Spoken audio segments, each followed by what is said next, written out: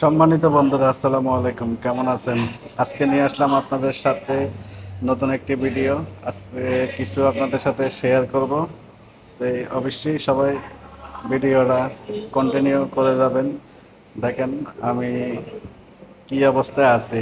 আসলে আকাশের সাগরের মাঝখানে যখন থাকবেন, আকাশের অবস্থা যদি এরকম থাকে, আপনাদের হয়তো পেটের ভাত হজম হয়ে যাবে আকাশের দৃশ্য দেখে।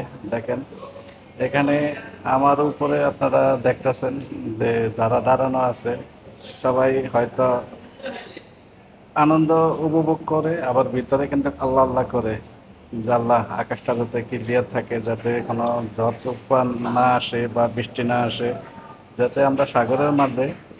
তো সেক্ষেত্রে আমাদের সবারই ভিতরে একটু হাই হুতাশ। দেখেন কিছু ছোট ছোট ট্রলার আছে, ঘাট আছে, সেগুলাই আজকে ভিডিওর মাধ্যমে তুলে ধরা হয়েছে। আশা করি আপনারা কন্টিনিউ করে যাবেন। দেখেন এগুলো হচ্ছে ছোট্ট ছোট্ট ঘাট, যেটা বিভিন্ন জায়গাতে দেখা যায় চলে।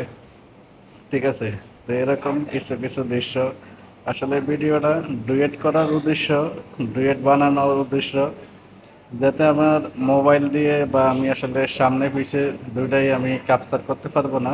তার জন্যই মানে মোবাইলে ডুয়েট করার অপশন আছে, যে সামনে পিছে দেখানোর জন্য। তাই আজকে আপনাদেরকে সাগরের পরিবেশটা দেখাইলাম যে দেখ, সাগর ছাড়া আর কিছু না। আর এত পরিমাণ বাতাস, আমি হয়তো ওই সময়তে ভয়ের দিলে দিতে পারতাম। দেখেন এই যে ছোট্ট ছোট্ট ট্রলারগুলা, তারও খুব আতঙ্কে আছে।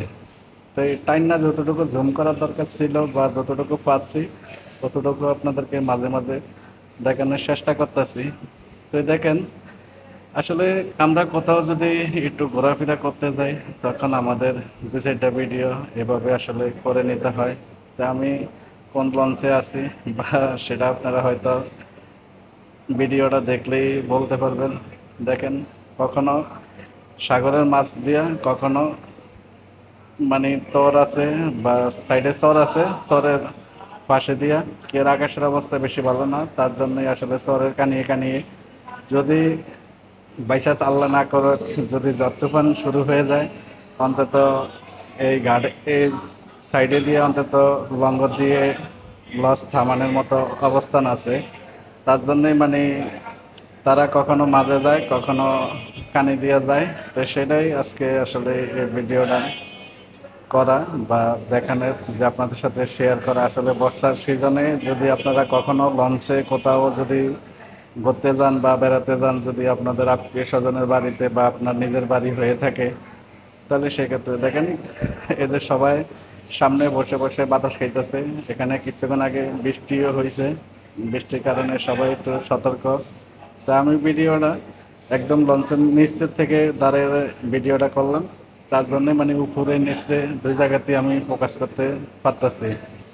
তো আপনাদের আকাশের অবস্থাটা দেখেন, আকাশের কি অবস্থাটা।